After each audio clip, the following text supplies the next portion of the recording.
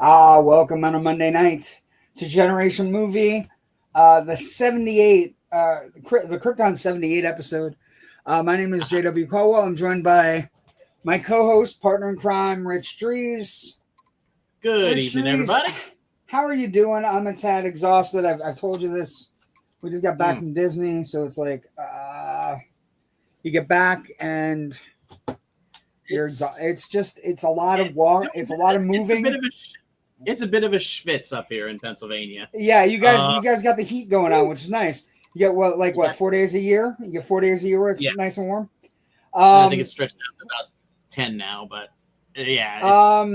So, Rich, let's start tonight with the Who Knew segment of the show. Who knew if you put a superstar in a big budget movie with an original kind of concept, and it's a sports movie to boot, who knew that it might make money at the box office? That's craziness. It's crazy. So the talk this week is going to be, it's not IP, it's an original movie.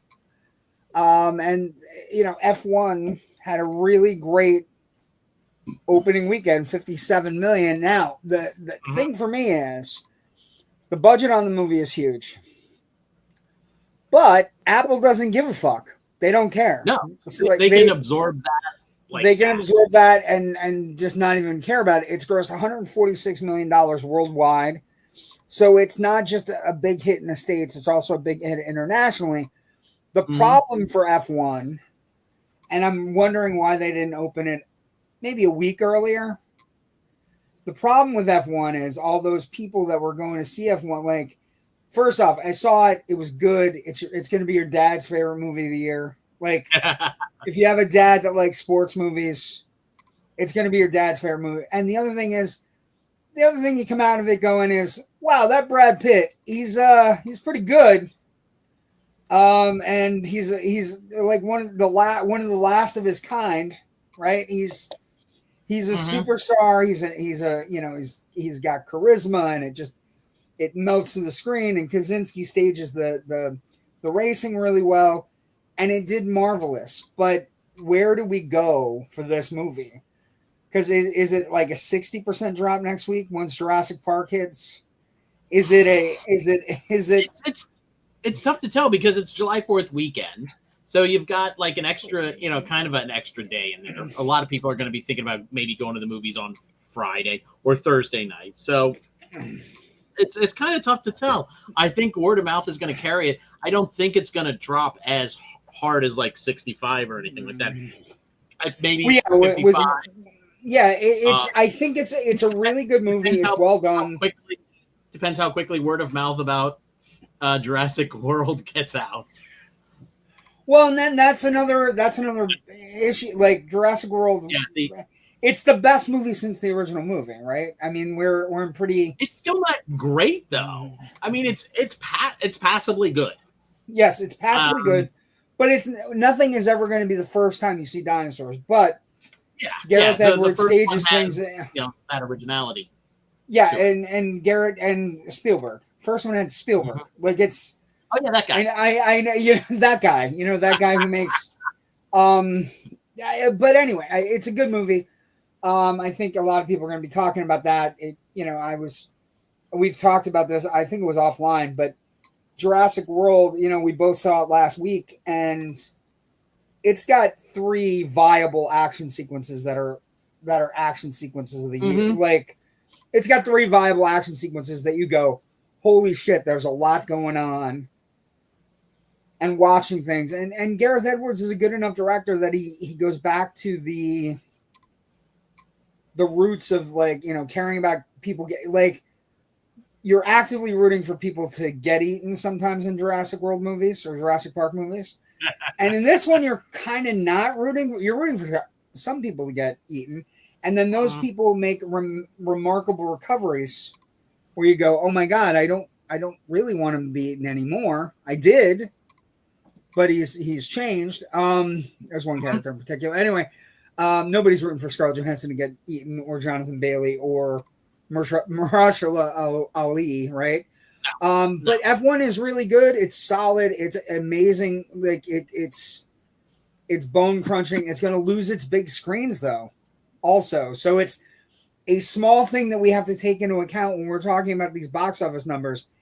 Is F1 had a plethora of major screens, IMAX, Dolby, and it's going to lose them over the next week really fast. So if you want to see F1 in the biggest possible way, you need to make sure you see it in the next. You get there by tomorrow. Tomorrow, yes. Yeah. Because after tomorrow, the rest of July is a mess. I mean, I just looked the local Cinemark, which has F1 on its 2 XD screens. Both are going to Jurassic World as of Thursday. So right. Well, and Jurassic World is Jurassic World is doing midnight shows tomorrow night. I have no. Are they? Yes. Wow, that's crazy. I was shocked. I was like, it opens on the 2nd, but you're gonna do. Let me understand. You're gonna do midnight showings on the 30th. Okay.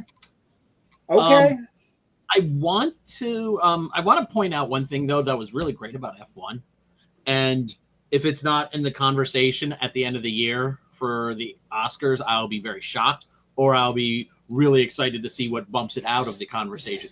But the sound design of F1 was amazing. There were times when we had racers going across the screen, and the sound just kind of filled the theater so much. My regular chair started to shake just a little bit, and I was sitting there thinking, I didn't pay for D-Box or whatever those shaking seat thing is. 4D theaters. Yeah, well, this is just shaking my ass.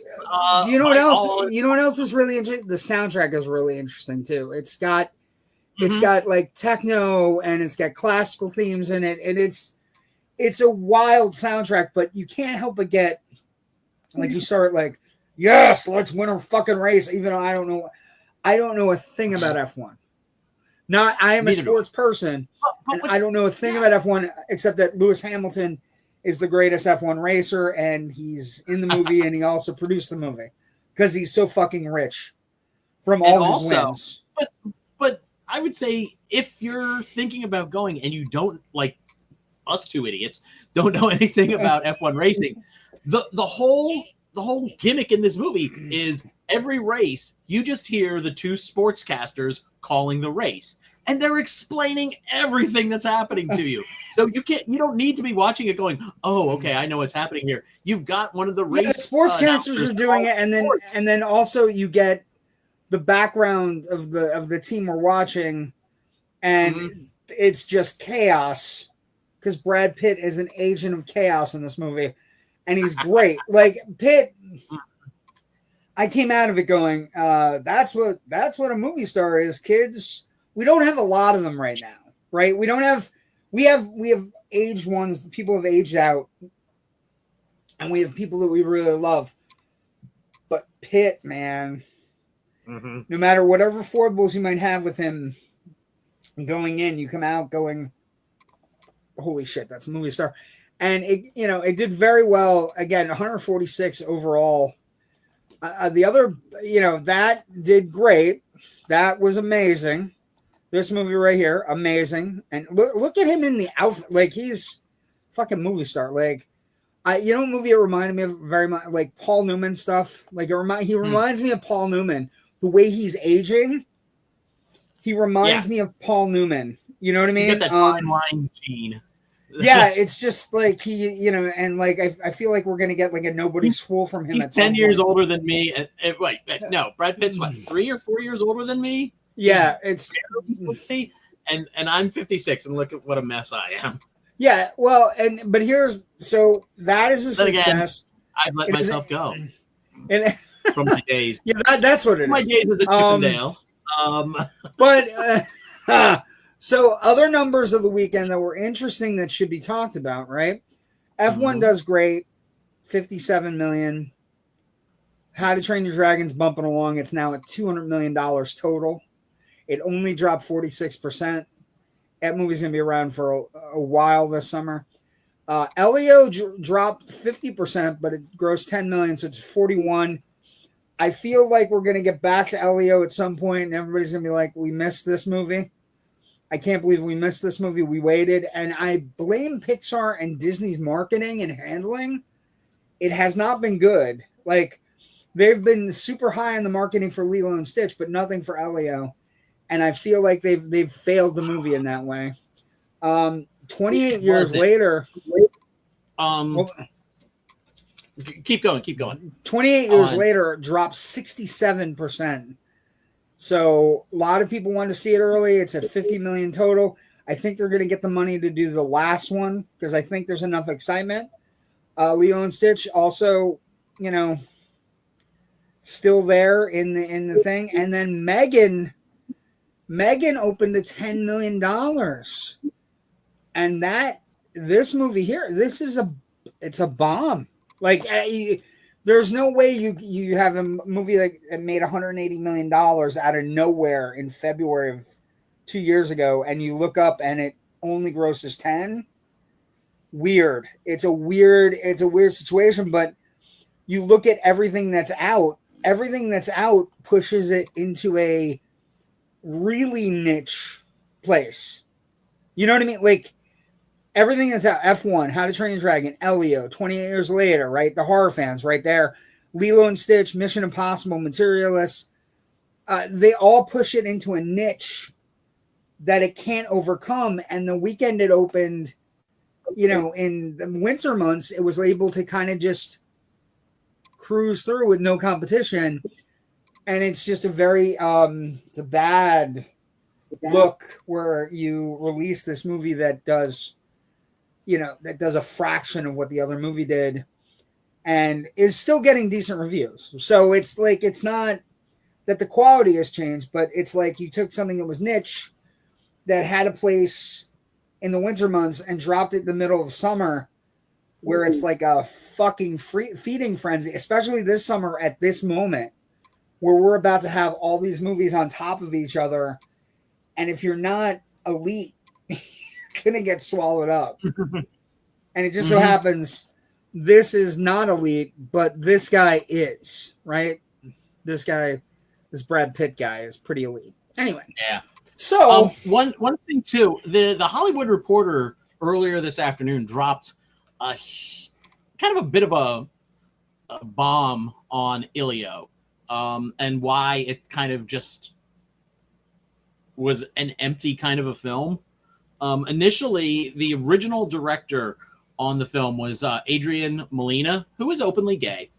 And apparently the character was kind of like queer-coded a little bit to the point where it wasn't going to be a coming out story, perhaps, or perhaps not. But it was certainly like he was just, a kid who probably didn't even realize, his sexuality yet. But, he just kind of was living what he was doing, like, and they really kind of hollowed a lot of that out, according to this Hollywood Reporter story. I would, if you're interested as to why Elio kind of just wasn't much of a movie.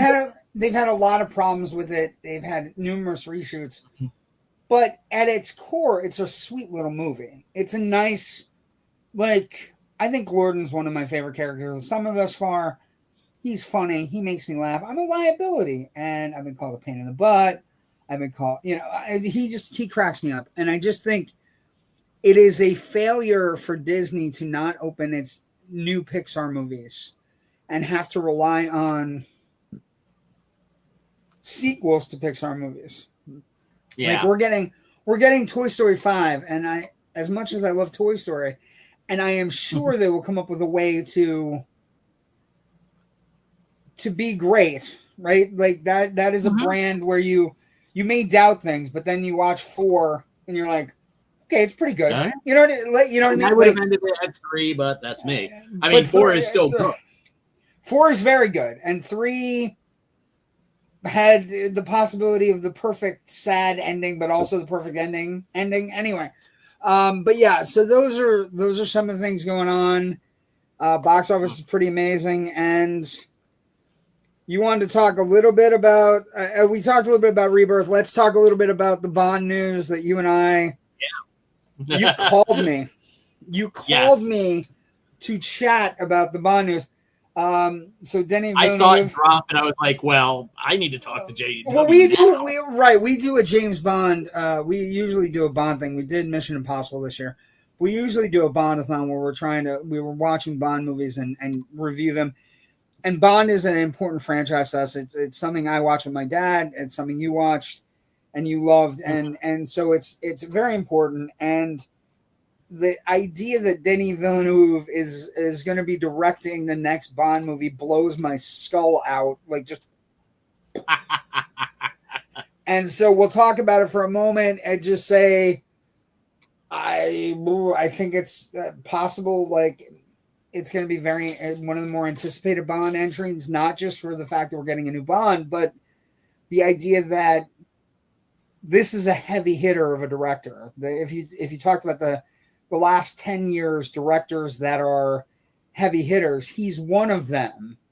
With the movies he's made, the amount of stars he's worked with, the sheer volume of product he's made, Dune 2, Dune Part 2, The Arrival, you know what I mean? Like, yeah. What's interesting though is, and this was reported after we stopped talking to each other on Friday, I think Variety had it that he is not being part of the casting decision as to who's going to be Bond.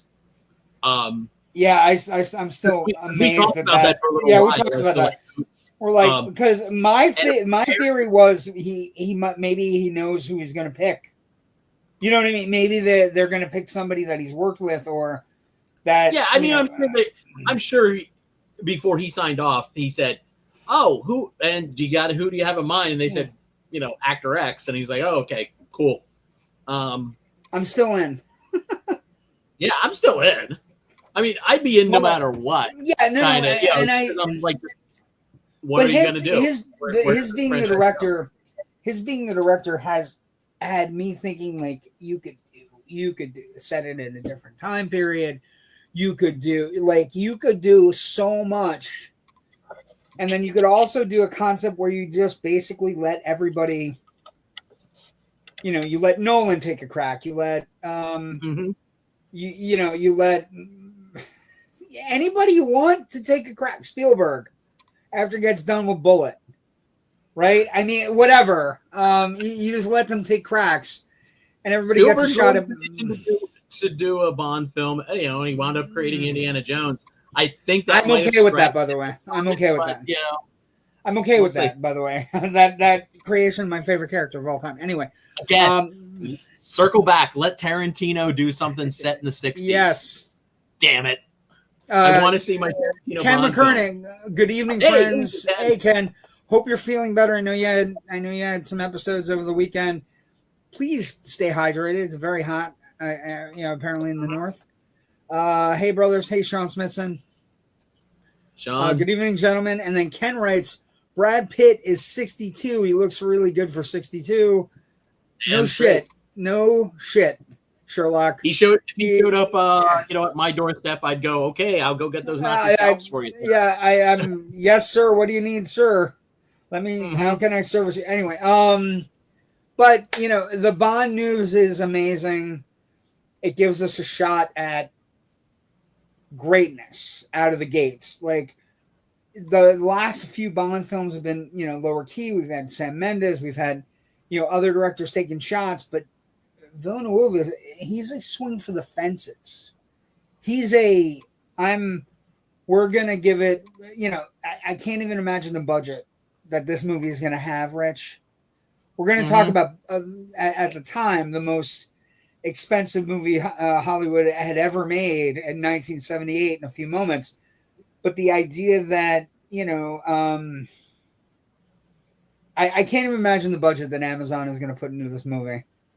Also, it kind of ties in a little bit to the F1 news, right? The F1 news is not an IP. It is a movie that was made. Apple doesn't care about budgets. They use it as a way to sell products. But and even in this case where they had to pay a fee to Warner Brothers for Warner Brothers to use its studio connections and theater connections to get it into theaters, which is a weird, that's also a weird thing. The idea that Apple and Amazon are these. It was a great call. It was a great pickup for Warner Bros. I think they got like 3% of the gross. They're going to get 3% of the gross or something like that. Which is, for Warner Brothers, that's an easy. That's like an easy call. I can't imagine any studio going no. We don't want your. We don't want being run by David Zaslav. Remember, so well, that's what I mean. Like a broken clock is right twice a day.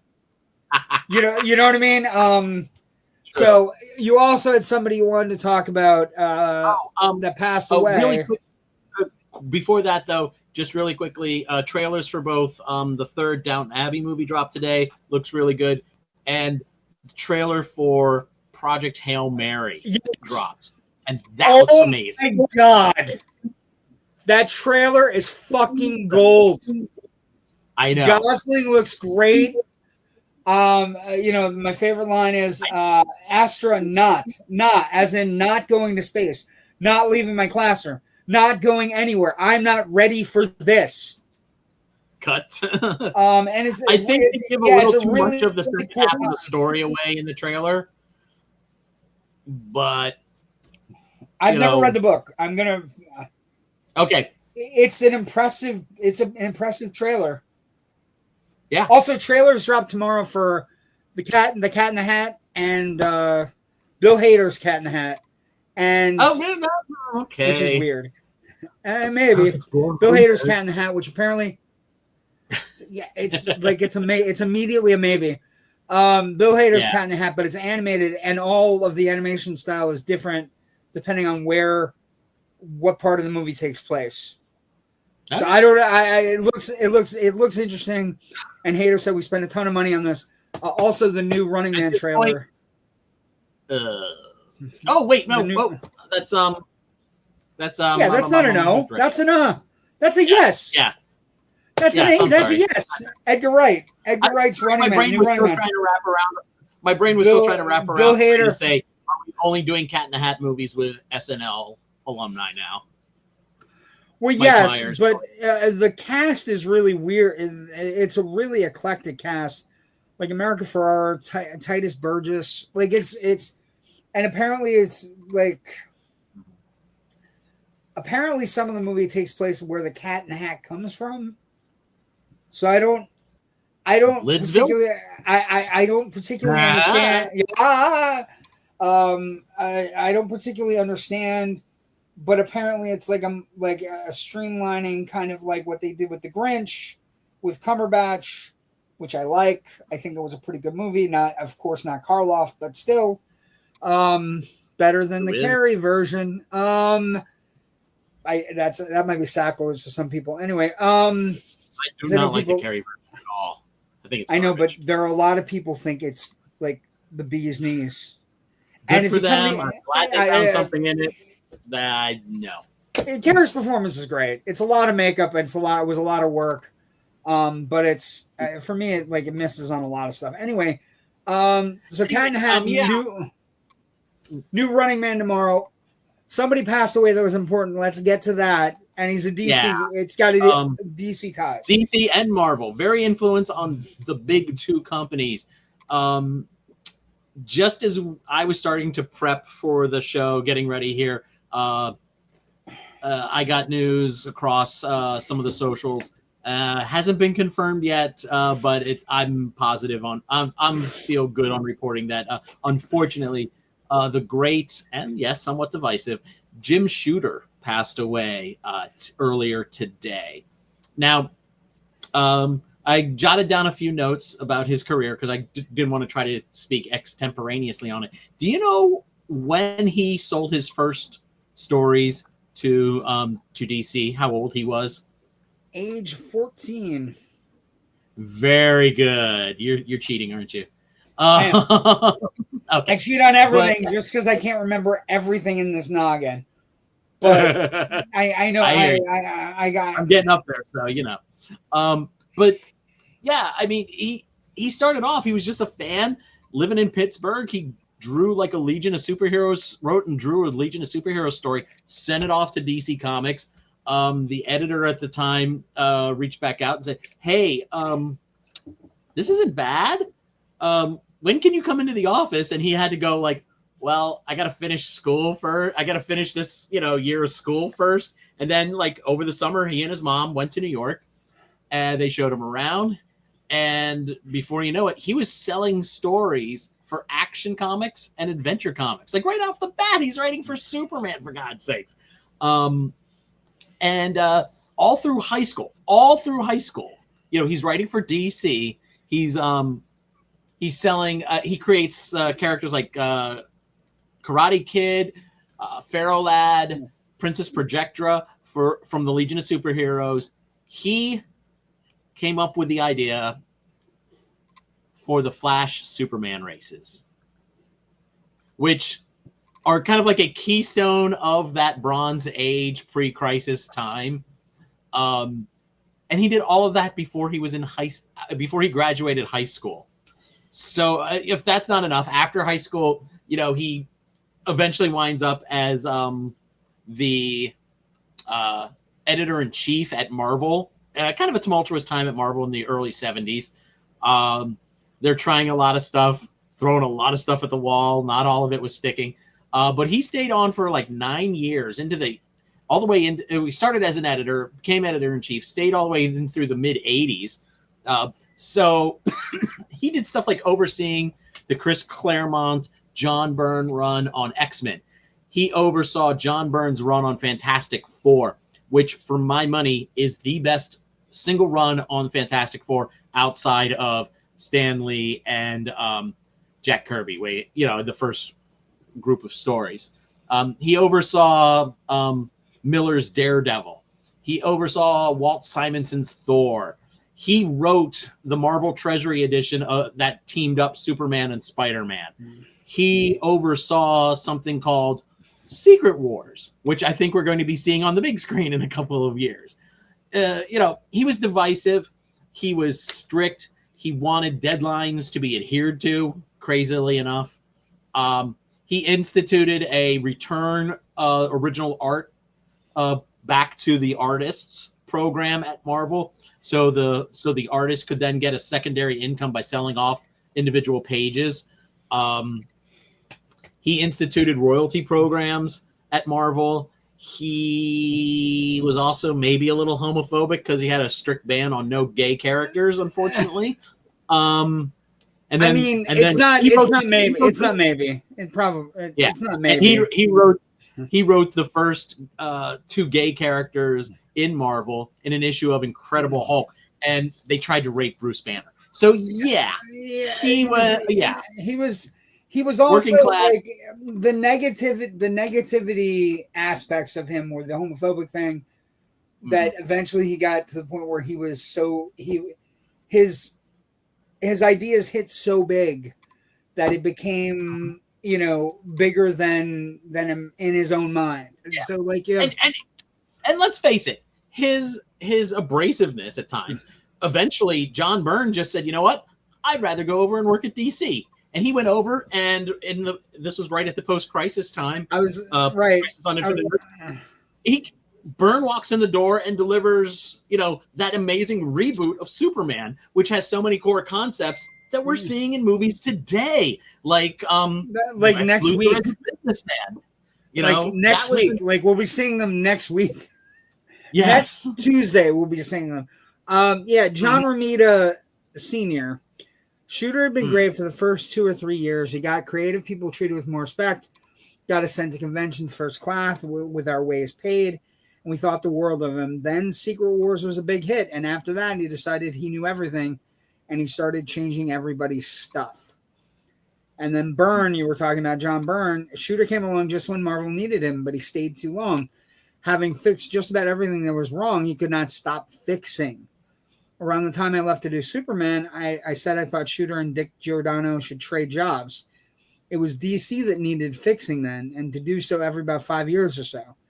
Shooter had put Marvel into a place where all that was needed was a kindly father figure at the helm, and that was not John Shooter.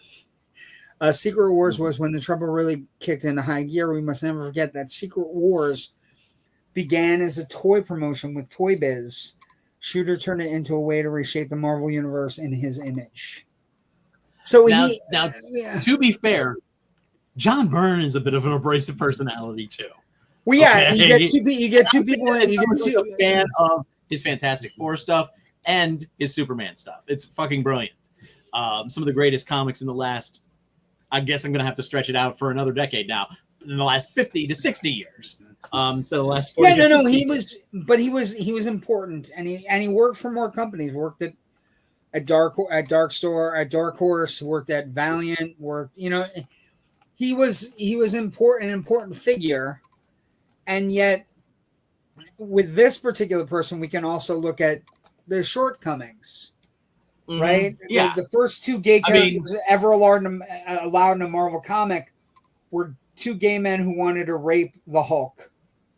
It's a weird thing, like to not have, or even people, it's really not good, and people had to hide sexuality of characters. So yeah, people are super complicated. Yeah, and we can look at everything that he did that was positive and celebrate that, but never forget some of the shittier stuff and just go let's be better as we go forward. But thank you, Jim Shooter, for all the really cool stuff you did bring us, and awesome. I think he's just aspirational for any kid who wants to read 14. comics and wants to make comics. Well, he was sick as a child, right? He had a real bad illness as a child, and he ended up reading voraciously in the hospital as he was recovering, and came up with I think I can make these better. As a 12-year-old, we all want 12-year-olds to do that. Like every 12-year-old should be aspirational. When I was reading Byrne's Fantastic Four, I was going, okay, this story ended. Where would I go with it? And I would just sit down and write out an outline of what I couldn't draw worth a damn, so it wasn't worth me trying to draw and write something and send it into Marvel, because they would look at my stick figures and go away, little boy. But at least it inspired me to want to do my own writing and stuff, and ultimately make small movies. Jasper writes, years ago the debate of Superman Flash fastest crashes and ended the DC Comics message board. People got so angry DC said done. Shooter killing Phoenix was the beginning of a slow end. All fair statements. But it's not the end tonight. I don't know. I don't think he, maybe his end at Marvel, but he still went on to found Valiant Comics, which a lot of people really liked. That ran into some business issues. Defiant was also a fun batch of books that he put out, and he still had a career after he left Marvel. And people enjoyed his stuff. It's just I don't think he ever reached those heights, but I don't think, I would never say Marvel was the end of his career, though. No. So beginnings and endings. 78 I was 4 years old, Rich. I don't want to date you or make you feel bad. I was 4. My dad ran a theater for General Cinema in West Seneca Falls, New York, about 6 miles away from 6 miles away from the Buffalo Bills Stadium, which was never full because they were terrible. And this movie opened, and the Superman movie opened, and it is the first time I was mesmerized by a movie, right? It's the first time. I mean, my first glimpse of this movie, I have a very strong in cement memory of growing up in Harrisburg, in the suburbs of Harrisburg, in Susquehanna Township. My dad, one Saturday morning, took me and I guess maybe my little brother out to Linglestown to a barber shop. And I remember sitting in the, in one of the chairs waiting to, not one of the barber chairs, but one of the waiting chairs. And I looked to my right to the 13-inch color TV hanging up in the corner of the wall there. And I see an ad for Superman, the movie. And I was just like, we got to go. Yeah. It wasn't. It was still. It hadn't opened yet, but it was like, oh So my god, Rich, I need to see this is how much I was addicted to this movie when I was a kid. So two stories, and then we'll talk about the production, because the production was fucking mess. A mess of epic, sloppy. It was a sloppy mess before they even started rolling cameras. For it was yes, a 550-page script. We're gonna get to it. Okay, so I was 4 years old. I could do the entire courtroom sequence in order. I saw it so many times that I could do it, and my parents trotted me out at dinner parties to do it. And then perhaps have their kids sing, and you do this. I do all the voices. I did all the voices. I did Jarrell. I did Zod. I did everybody. I did all the voices. Did the guilty. I did all that shit. And the day I had the green kryptonite. You could buy kryptonite in theaters. I still have it. I don't have it here in Florida, but I still have it. It glows in the dark, just like the crystal, right? And it still glows, by the way. And then the other last story I will give you is the night this movie left the theater, I was there for the final showing, because I often stayed with my parents on nights that my dad closed. And I was there for the final showing. I watched the final showing. When they broke the print down and they put it in a van to go to the next theater it was going to, I walked the print out. Nice.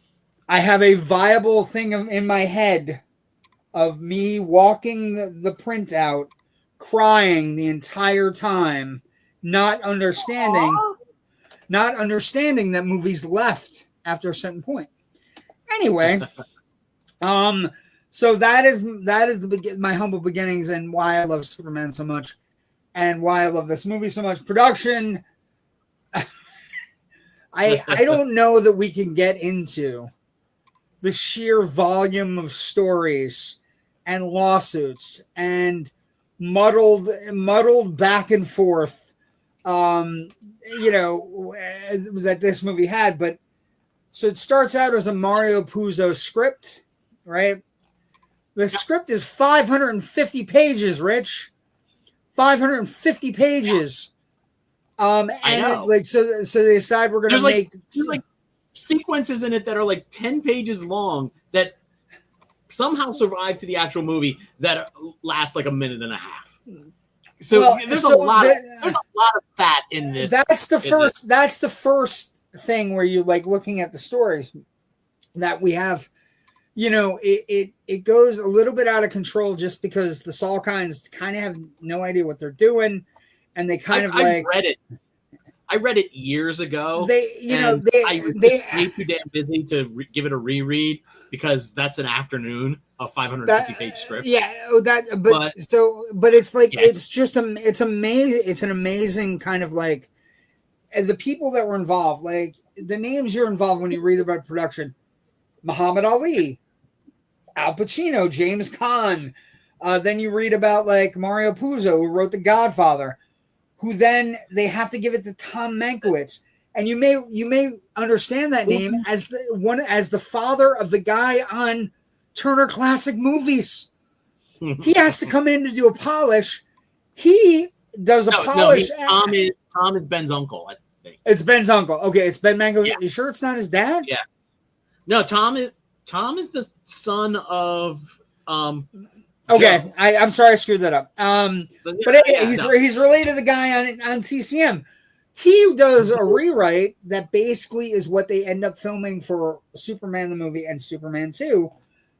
Mm-hmm. And when they go to the Writers Guild says, "Hey, there's enough in the Mario Puzo script in this that we're not going to give Mankiewicz a screenwriting credit." Well, David and Leslie Newborn had also taken a couple of whacks at it too.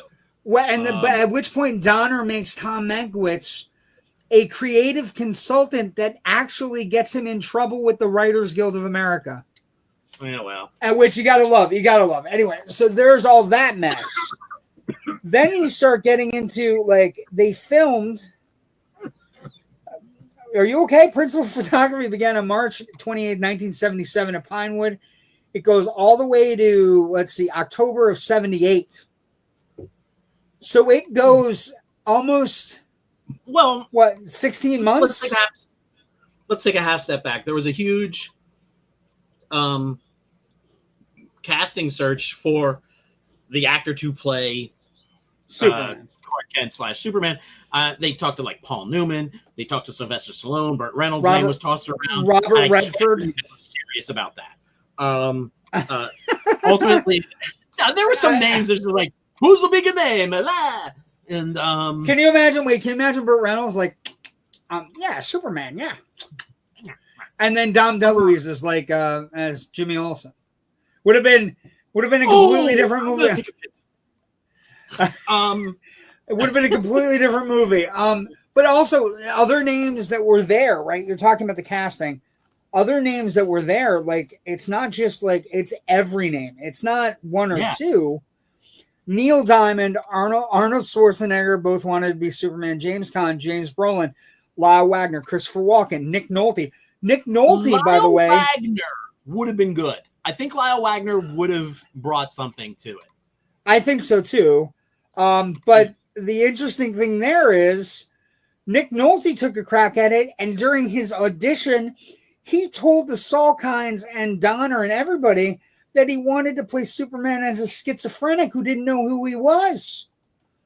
So it's not just that he's Clark Kent and he's Clark Kent and Superman. He doesn't know that he's Superman. That's insane. Chris Christopherson, Charles Bronson, Warren Beatty. So many people were offered this role, and then they weren't offered. They were discussed. Bruce Jenner, Patrick Wayne was cast, but then John Wayne got sick and he had to leave to take care of his father. I always imagine Dustin Hoffman's Superman would be something along the lines of like, plane goes by, hey, I'm flying here. I'm flying. You know? Well, Hoffman, he could have been Superman, but he also really wanted to be Lex Luthor, and that's also a weird thing. The other person that wanted to play it from a Star Wars perspective, David Prowse. And David Prowse wanted the role so badly, but he was English and he wasn't allowed to even audition for it. But then a kid that he knew asked him to help him train. Yeah, he did wind up training.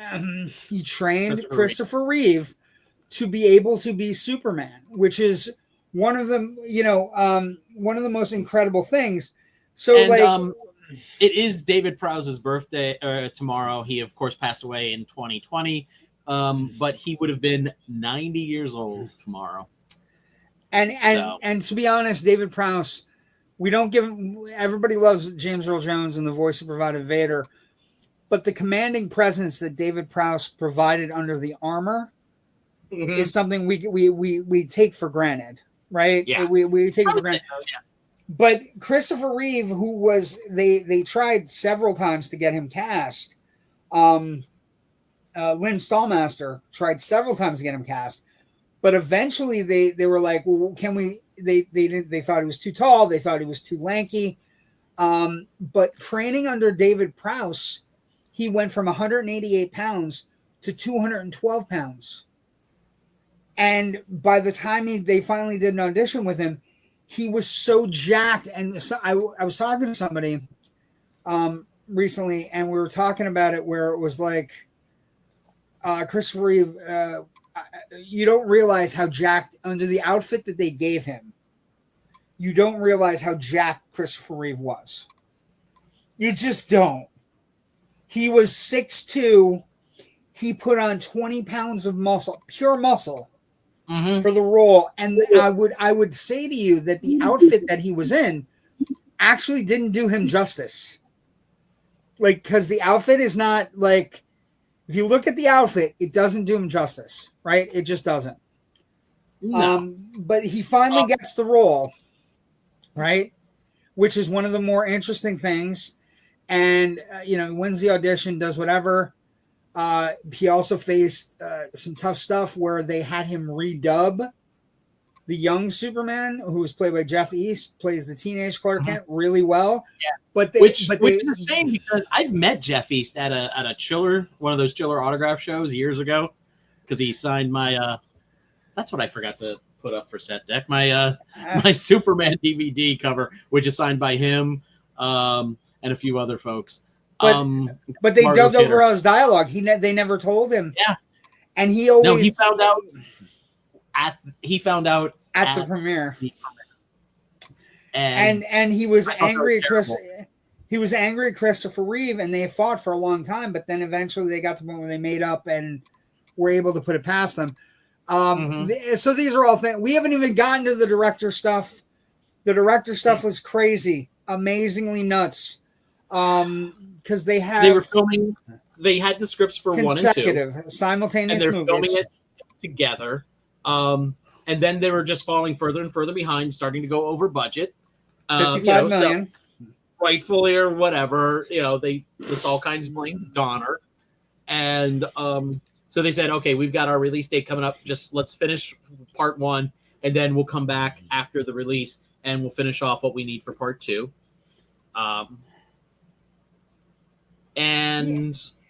Yeah, it's just messy.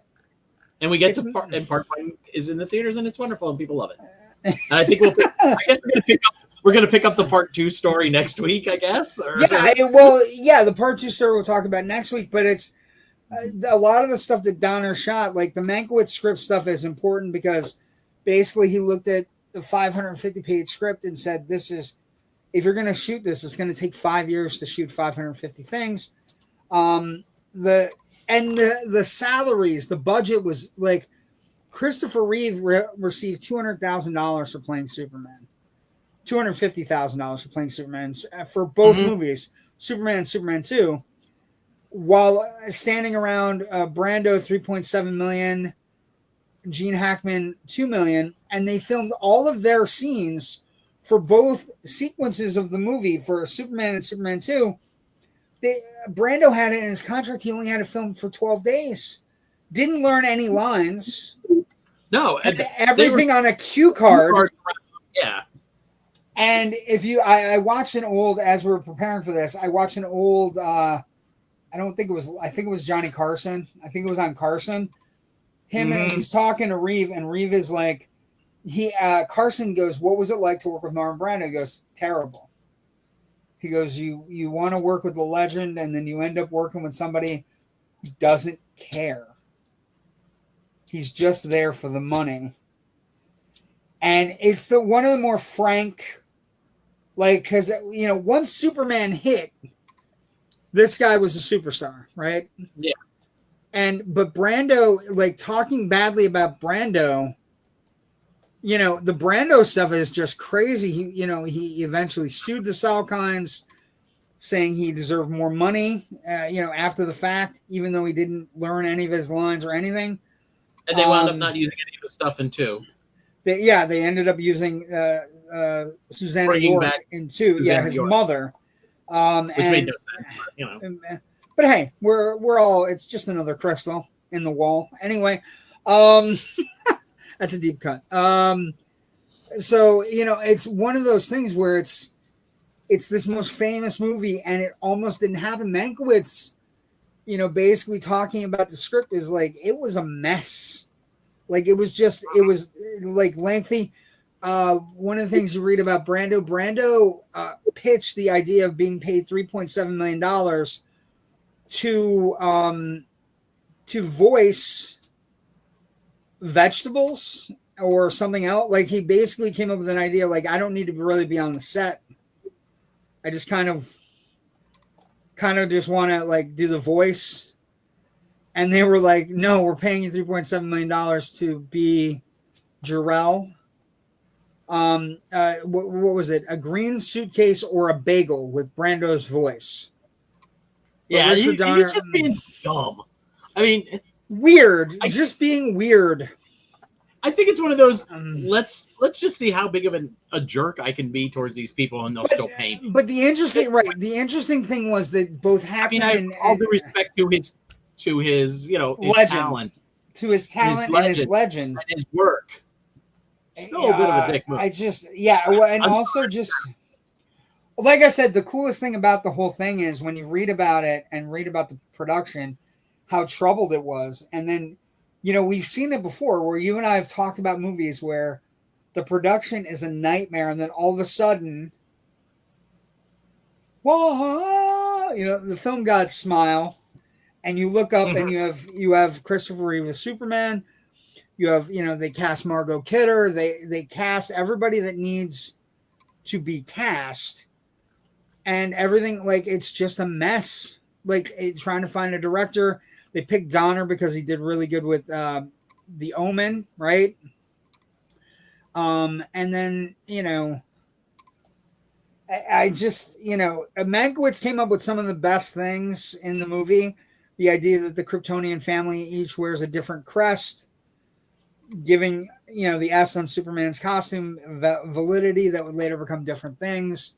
That's been pitched around different Hollywood things. And then, Christopher Reeve, finding Christopher Reeve with the everybody wanted to be Superman. Bruce Jenner auditioned. Like, everybody wanted to be Superman, but there was only one person for the choice. And the thing is, Rich, not only was he's a perfect person for the role, a relative unknown, but also the idea that he, after a certain point, embraced the role and said, somebody asked him, do you ever feel bitter about only making $250,000? And he basically said, no, because it's opened so many doors for me that I'm just lucky that I'm Superman, right?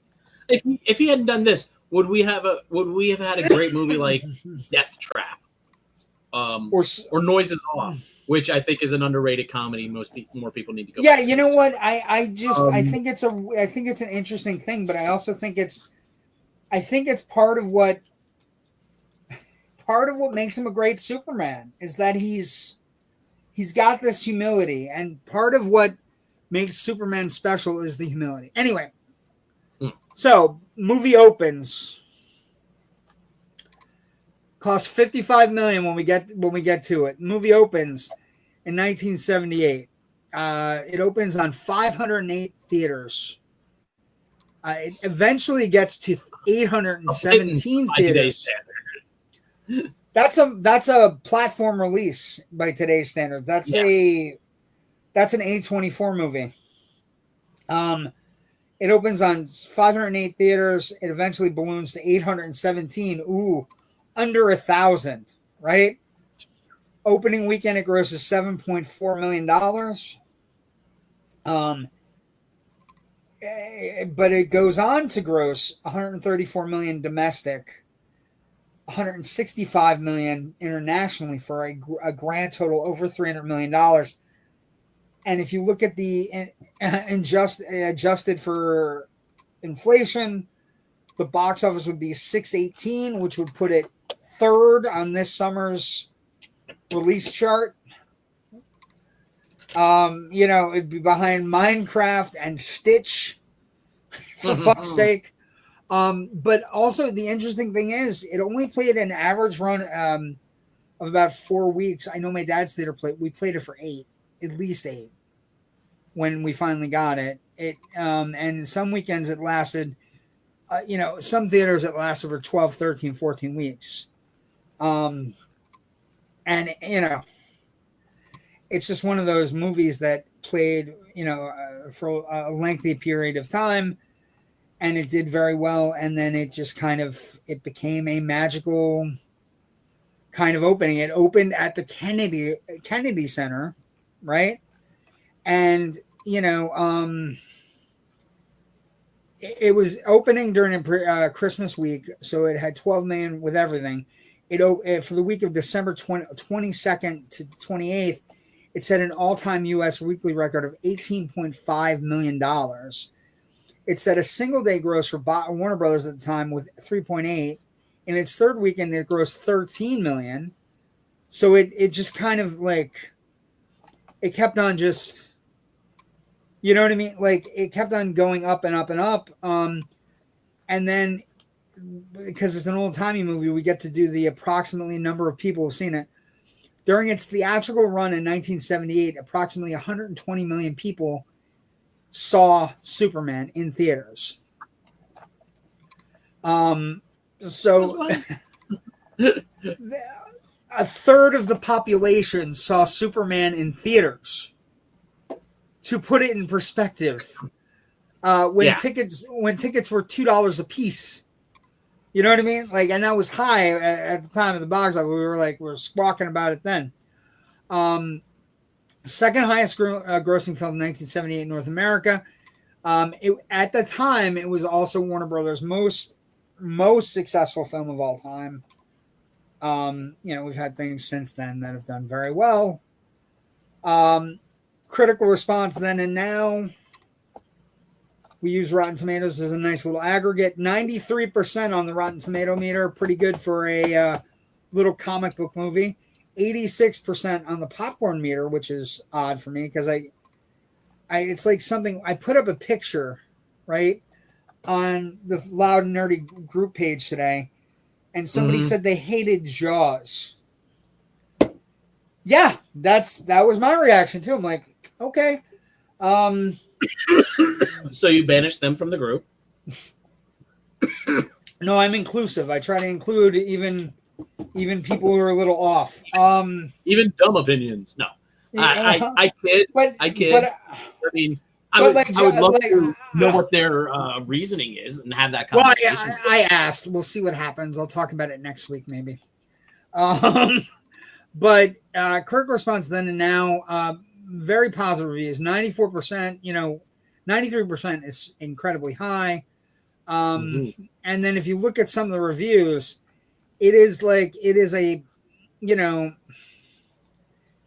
reviews are incredible in the sense that it's makes you feel like a child, or, you'll believe a man can fly. Although of the 7%, our good friend Pauline Kael, right? Sometimes it's interesting. Sometimes it's interesting to read a negative review with a movie that's at 93%. Especially if it's coming from her, because she'll have something interesting at least to say. Superman doesn't have enough conviction or courage to be solidly square and dumb. It keeps pushing smarmy big emotions at us, but half-heartedly. That's mean. Roger Ebert said it was Superman is a pure delight. The other negative in the top critics, David Kerr of the Chicago Reader. The film is best when it takes itself seriously, worse when it takes the easy way out and giggly camp, as it does finally and fatally when Lex Luthor enters the action. Now, you and I are going to talk about this right now. I don't think it's the best version of Lex ever put anywhere, right? It's Lex as a real estate magnate. It's not as interesting or as nefarious as Lex could get somewhere. I think we're going to get next week as they started pushing out trailers. Nicholas Hoult looks decidedly sinister, like way more sinister than I want to bomb California off the map and set up my own, Casa del Rey, Casa del Lex, Otisburg. You know what I mean? Like the Lex portrayed later. Otisburg. It's an itty bitty place. Miss Tessmacher has her own place, Otisburg, and then he erases it. So yeah, I think let's get some comments as we start talking. Let's see. It amazes me John Burners is colorblind. He looks at the names of the colors. As a child, the always know what Superboy cartoons was Crypto. No VCR yet. Haha. Now I have to see Bronson in a Superman suit. Thanks, Jerry. Superman attacks Brainiac with quarters and a sock. Fair. But the critical response, what I would say then and now is, first off, there's at least half a dozen versions of the movie at any given point you can watch. But I would always recommend watching the original first if you're trying to experience it. It's unique in how it sets it up. It's unique in how it opens with a comic book. It opens with the old timey movie theater. It's and then something we didn't talk about in production. And that John, one plaintive trumpet. That da da da da da da. Yeah, as the curtains open up, and then But yeah, we didn't talk about John Williams' score. Goosebumps already. I'm going to tell you right now, and this may be a hard thing for people to hear. As I progress through life, John Williams is the score of my life. He is the person that has scored my life. And I would say that on a ranking of his scores, I love Star Wars. I love Raiders. I love Jaws. Love all of them. But I love this one the best. Because this music makes me like, I don't know how you cannot get jazzed about the music. And hopefully whatever we're going to get in Gunn's version can live up to it. It's going to be very hard. But everything about this movie works, and it still works. It still has a lasting impression. I think there are generations after you and I who kind of look at this and look at the movie for the first time and see it kind of a little cheesy, a little light, and that's fair. But historically, though, when you're looking at this movie compared to what did we have going up before this? We had the campy 66 Batman. We had the George Reeves series and like some of the serials and stuff like that, which were good. The Mole Men in particular.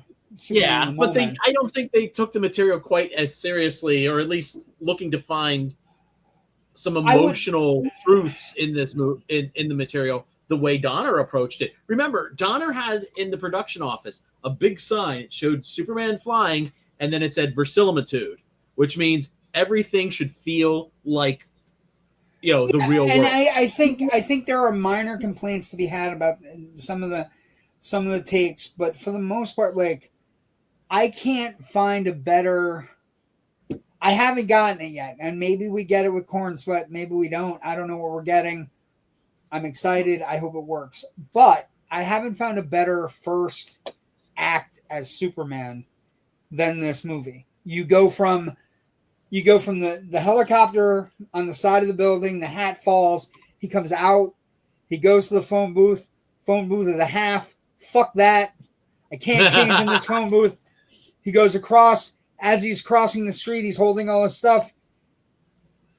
You see the S for the first time. He goes in, he spins meets a pimp. Say, Jim! That is a bad outfit. Anyway, meets a pimp, and then it goes the incredible thing of, the reporter going, "Oh my God, he's got her. I don't know how he's got her." And then don't worry, miss. I can recite it. Don't worry, miss. I've got you. You've got me. Who's got you? And and then the fucking helicopter falls. Brings happy tears to my eyes. Yes, because it's just so perfectly pitch perfect. Also, then he gets the helicopter back up. She faints, but before she faints, he goes, "I hope this hasn't turned you off to flying, because statistically speaking, it's still the safest way to travel," which is pure Superman, and that's the thing that's been missing in our Supermans lately. And I love Cavill, but the hope, the humor, let's say our cinematic Supermans. Yes, our cinematic Supermans. I think David Hockner on Lois and Superman. He was good. He was Tyler, but he's fantastic. He was really good. But he's kind of the bar for the TV Supermans, I feel, right now. Yes. And I think at a certain point Welling was good, but he never got the chance to wear the cape. But Reeve nails it. And that first act, right? You get the helicopter, you get Air Force One, which is what Lois was going to meet. Fly. Just fly. I don't know what this is. I don't know what we got. We got something here. And just like he's holding the fucking plane up and the salute, you know what I mean? Like and it goes from big stuff like that to rescuing the kitty in the tree. And And then, it's just, mommy, and it's the script is pitch perfect. Mommy, Kitty was stuck in the tree, and a man flew out of the sky and gave her to me. Stop lying. Which is great. Okay. That's a little dicey on my. I'm like, it was maybe funny. we don't need child abuse as a punchline. But I thought it was funny. What if she was a little liar, though? Anyway, okay. That's true. I mean, clearly you're not going to smack her the first time she lies. And so much of this movie hinges on this unknown guy, Christopher Reeve, and he's perfect. And the moment, his most perfect moment in this film, and I know you know what I'm going to say, it's after Lois has the flight with Superman, and Clark shows up at her door, and it's an amazing goes moment. To get ready, and he takes off his glasses, and he's Superman. Then he puts his glasses back on, and he suddenly sulks. And that's an amazing something physical moment. And it's just like, and it's all also like just standing a little straighter and bringing up your shoulders and back. It's also something we haven't had. Right? It's also something we haven't had recently in our cinematic Supermans. The idea that not only does Superman, when he's Superman, have a different posture, but it's a totally different, like, it's a voice, it's inflection. It gives me hope about Corn Sweat. But anyway, it then shifts gears. It turns into Lex, and Luthor, Hackman as Luthor. When you're a kid, he's fantastic. He's funny. He's charming. He's smarmy. He comes up with the plan. He has a great plan, and Superman's going to fuck it up. And but the movie is magical in the sense that, it has great things going on. Ned Beatty as Otis is fantastic. Excuse me, Mr. Luthor. But everything, like the idea that, one of my favorite lines in the entire movie, he plugs in so that you're the only thing on two legs that can hear this, Superman. I have a pellet that's going to go into the water supply and poison all of Metropolis. You have to come and find me and stop me. And there's an extended sequence that you don't get often, where Superman has to go through trials to get to meet Lex. And that was in the TV cut. Yeah. When it aired on ABC, they broke it into two halves. Two nights. But like I said, and then him and this old diseased banker. It's great. It's great stuff. There are questionable elements that have to be discussed as we're looking at it now, as we progress through comics and everything. Superman cannot turn back time. Superman cannot do all those things. But I will say, the thing I'm going to interrupt you here.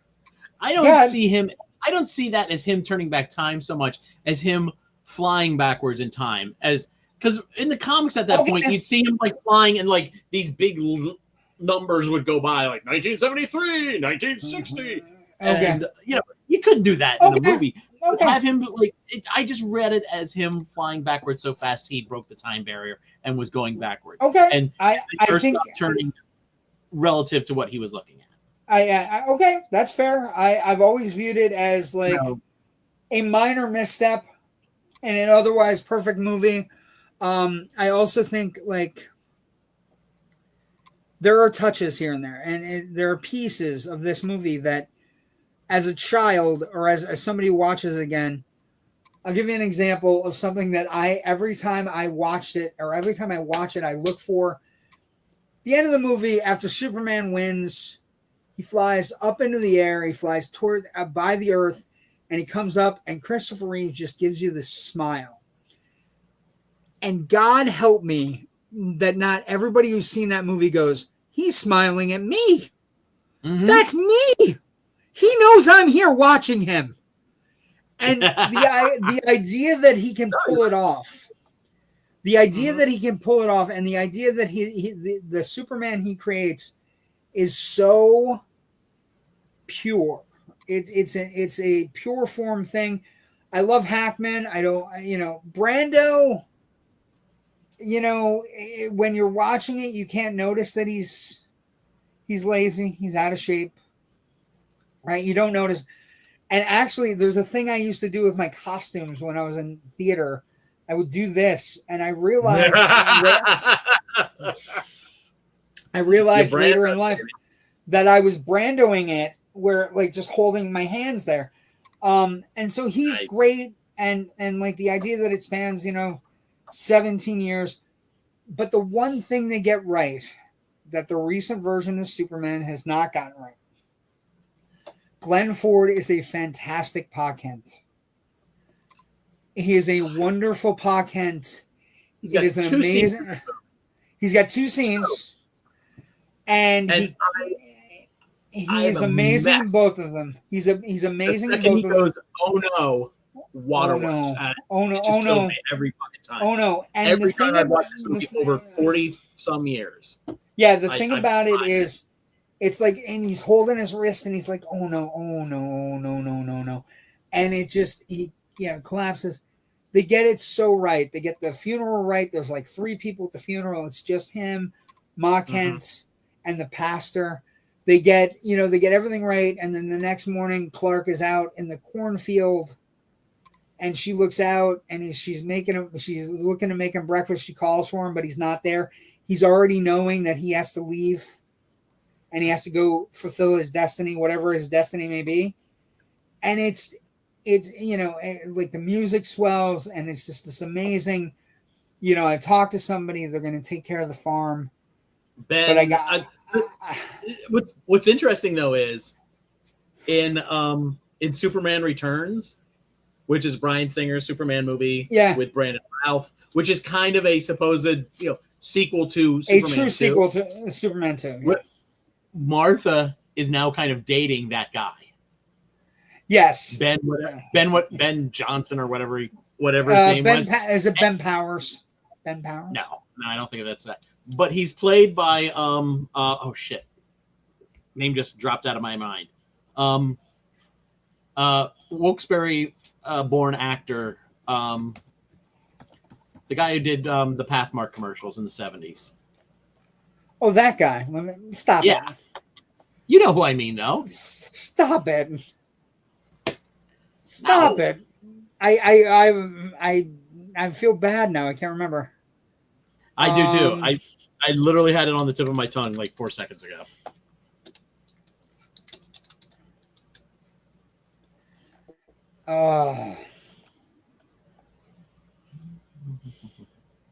James Karen. Oh, that's okay. Yeah. Oh, from Poltergeist. And Return of the Living Dead. Yes. Yes, Return of the Living Dead is the one I would know. Anyway, but yeah, I mean, it's a nice touch. Yeah. But I think I can't explain this enough that this movie is hopeful, and it is at a time. It came out in 1978 at a time where truth, justice, and the American way were still important, and. But it had also taken a bit of a tarnishing, though, because we're not that far off from Vietnam. And it was like this film and Star Wars, really, that kind of like brought it back. Brought back some innocence, some allowing us to be able to be uncynical about things. Yeah. And then but Reeve is the glue. The entire movie, it depends on his performance. It requires his performance. It also, like, him and Margot Kidder have chemistry. Oh, they have chemistry. Lord. They have chemistry to spare. The flight, the interview that happens before before the romantic night flight, is incredible because she's asking him tough questions, and he's like, he has the one where he's like, can't answer that. Oh, because it's a secret identity. And, he does a quick little thing. And then she asks him, this planter must be made of lead, which also, like, all of the stuff that happens in the interview gets turned against him because Luthor's not stupid, right? He's smart enough to read up on And Superman's so honest and open, never tells lies, right? I don't lie. So he's given all the information. It has the discreet moment where she says, "What color underwear am I wearing?" And he's like, "Oh, this planter must be made of lead." And she walks a little bit farther away from the planter. And he's like, "Pink," right? And it's just this cute little. She also has like a segment where she's like smoking, and he's like, she says something like, "Well, no, not cancer yet." And he does a quick glance of her lungs. Well, not yet, anyway. Mm-hmm. You know, and so it's like it gives you all the powers.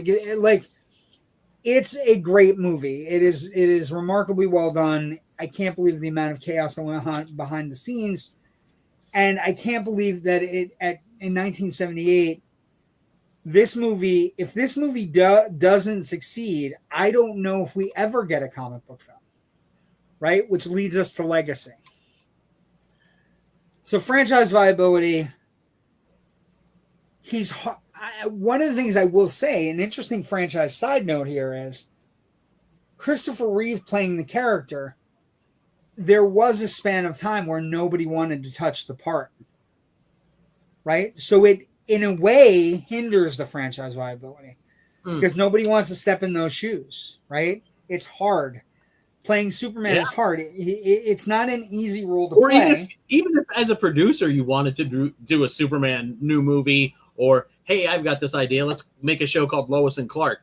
You still have to go and try to find somebody who's willing to step into that, who actually deserves to be in that role. Yes. And Dean Cain was our first live action Superman after this.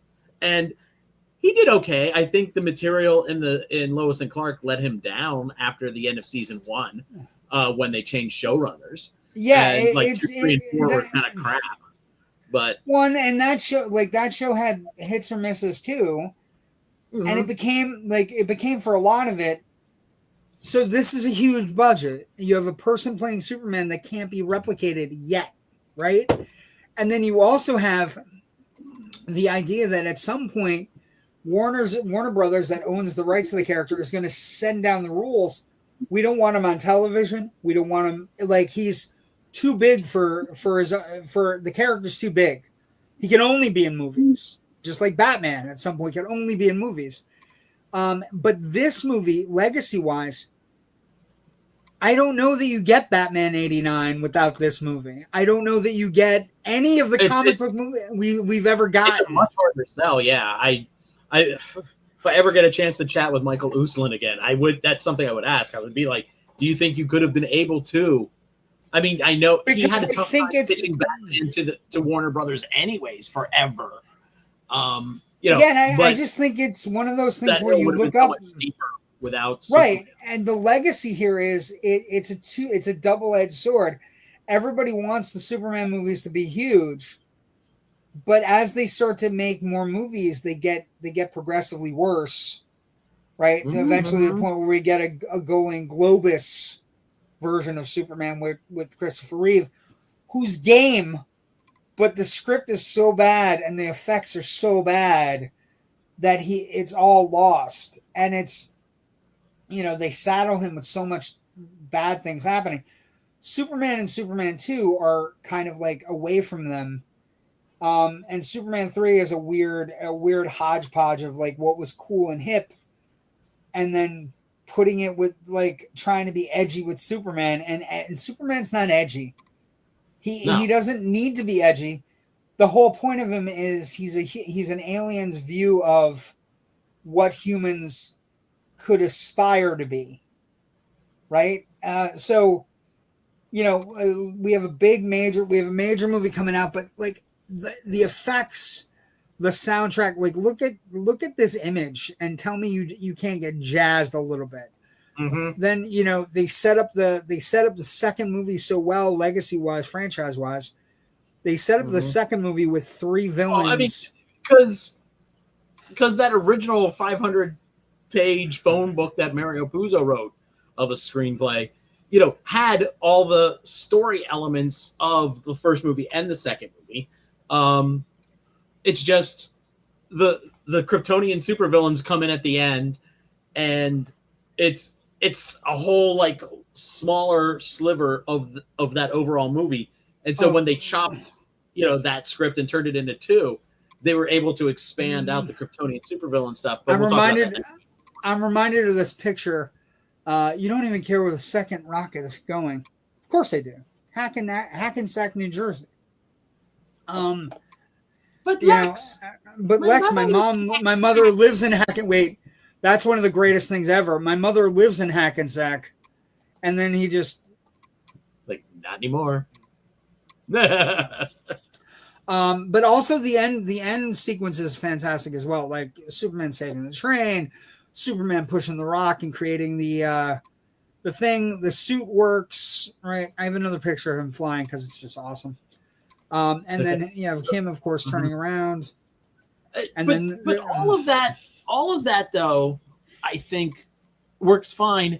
But it would work to a lesser extent if we didn't have that real emotional core of him caring about Lois, and when Lois dies, when she's suffocated, when the car falls into the crevice, he freaks out, and he pulls her out, and she's dead, and he snaps basically. Yeah, it's a heart-rending thing. As a kid, it scared me a little bit, but as I got older, it just broke my heart, and I was like, "Oh my god, this movie is so good." Well, and you realize, right? You realize, good, but damn it, you realize it's the second time it's only the second time he's felt true loss. And this is one he doesn't want to give up on yet. Like the idea that Pa Kent was old, but the legacy of it is that we have Superman come and go, but Christopher Reeve, his documentary came out last year, one of the best documentaries you will ever see in your life, called Superman. And if you can catch it, you should. It's one of the great documentaries. I do not know how it did not get into the best documentary category, which is one of the stupidest things I've ever seen. But it was amazing. And the idea he became Superman. I've talked to some people. In fact, I was having a conversation with some of the folks from my local comic shop yesterday, in that shop owner's backyard, because we were all hanging out for a barbecue, for a get together, and we talked about the documentary, and there a couple of people were like, "I don't want to watch it because I know it'll make me sad," and I was like, "You have no idea how it will make you sad." Literally 10 to 15 minutes before the movie ended, I suddenly had the feeling, I was like, shit, I know exactly what shot they're going to end this movie on, and I'm going to start bawling. Yeah, and they used the shot I thought they were going to use, and I started crying. And when I saw that, don't not go to movies because they might make you sad. By the way, that's just a helpful tip from Rich. Embrace those emotions. Yes, embrace those emotions. And it's okay if you're a guy and you cry at movies. It's okay. I saw that at a critic screening. There was like maybe 5 other critics there. And coming out, the publicist was there, because they're always there to get some reactions that they can send back to the studio. And she turned and she saw like my eyes are all red. I'm like, oh, it's great. There must be some dust in this theater. And she was like, I'm not even a big superhero person. I just, I remember seeing the movies, but I didn't, really know about it. But this movie got me crying.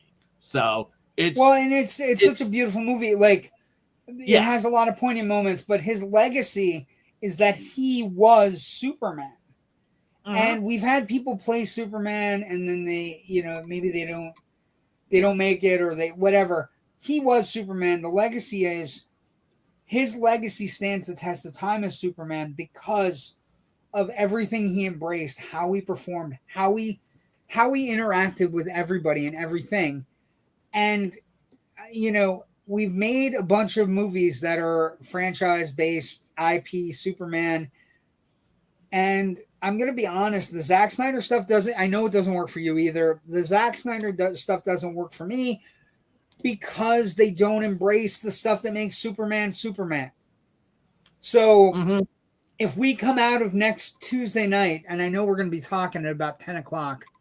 If we come out of next Tuesday night, And we look up and we, we found the inner. Gunn hits the right notes, because I think the tone, I've said this to you and I'll say it to everybody. When The Dark Knight and Batman Begins hit, it caused a shift in Warner Brothers on how they ran things. And they said, let's make everything edgy and dark. He is not edgy and dark. He never has been. He never will be. So stop trying to do that. To get it right, you have to get the hope of the character. And I don't know if we said this on the air. I know I said it somewhere else. But I watched a clip where they were talking about the shorts, the underwear on the outside of his pants. The idea that they get it right. And they were like, Gunn had said, I talked to Zack Snyder, and Zack Snyder said I could never get there. Could never get a reason why he would have his underwear on the outside of his shorts, the outside of his outfit. And then Corn Sweat's like, we got it. We know why. And I was so jazzed because Corn Sweat and Gunn are like, okay, Gunn's like, you want to tell them what you came up with? He goes, yeah, Superman, he's the strongest being on the planet. And he wants everybody to not take him too seriously because they would be terrified. And also he likes kids. And sometimes kids do stupid stuff and look goofy. And so if he looks goofy, they don't feel goofy.